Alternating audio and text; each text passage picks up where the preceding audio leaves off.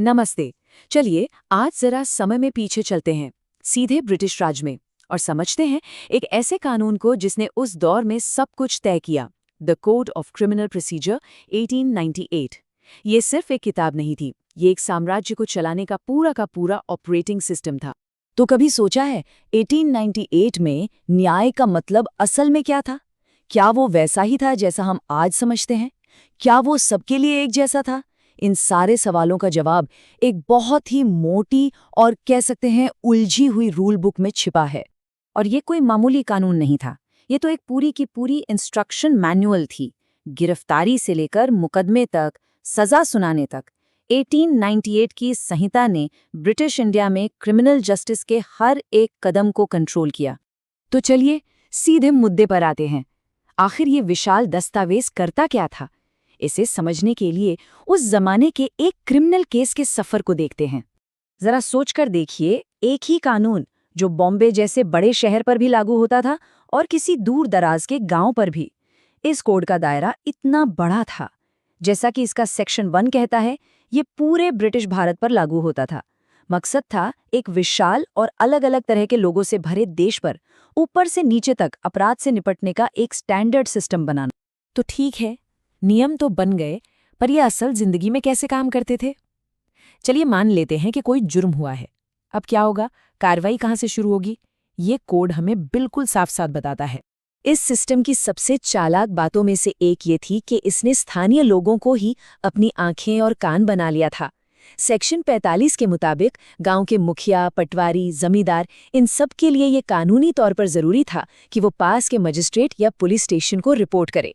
और उन्हें सिर्फ बड़े जुर्म ही नहीं, बल्कि किसी कुख्यात अपराधी के दिखने से लेकर किसी की अचानक मौत तक हर उस चीज की खबर देनी पड़ती थी जिससे शांति भंग हो सकती थी। मतलब चुप रहने का तो सवाल ही नहीं था। और यहीं से मामला बड़ा दिलचस्प हो जाता है, क्योंकि एक छोटा सा फर्क ये तय करता था कि पुलिस के हाथ में कितनी पावर होगी। कोड ने अपराधों को 2 हिस्सों में बांटा, संज्ञेय और असंज्ञेय। इसे ऐसे समझिए, अगर कोई गंभीर संज्ञेय अपराध हुआ, जैसे मर्डर या डकैती, तो पुलिस के पास पूरी पावर थी। वो बिना वारंट के गिरफ्तार कर सकते थे, जांच तुरंत शुरू कर सकते थे। लेकिन अगर कोई छोटा मोटा असंज्ञेय अपराध हुआ, तो भाई पहले मजिस्ट्रेट साहब से इजाजत लेनी पड़ेगी। चलिए, जांच तो शुरू हो गई, लेकिन इस बात की क्या गारंटी कि जिस पर इल्जाम है वो कोर्ट में हाजिर होगा? कोर्ट के पास इसका भी जवाब था, एक पूरी प्रक्रिया जो धीरे धीरे शिकंजा कसती थी। अगर कोई फरार होने की कोशिश करे तो कानून के हाथ वाकई बहुत लंबे थे। पहला कदम, गिरफ्तारी का वारंट। इससे बात नहीं बनी तो फिर एक पब्लिक इश्तिहार जारी होता था, जिससे वो शख्स भगोड़ा करार दिया जाता था।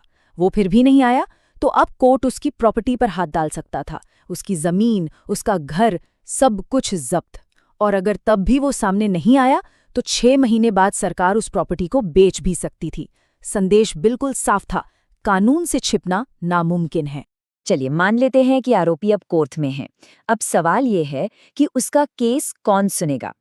यहाँ पर कोड ने एक बहुत ही सख्त हायरार्की, यानी कि एक ऊंच नीच का ढांचा बना रखा था।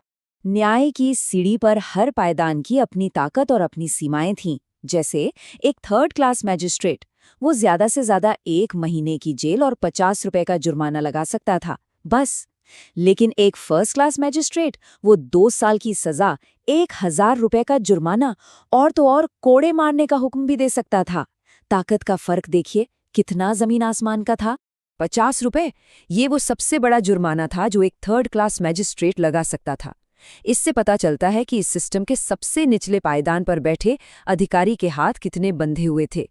तो ठीक है, जुर्म साबित हो गया। अब सजा की बारी।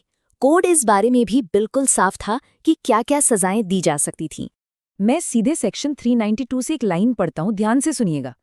कोड़े मारने की सजा आधे इंच से कम व्यास के हल्के बेत से दी जाएगी। 16 साल से कम उम्र के व्यक्ति के मामले में यह हल्के बेत से दी जाएगी। ये जो डिटेलिंग है ना, ये उस दौर के न्याय की क्रूरता और उसकी ठंडी सोच को दिखाती है।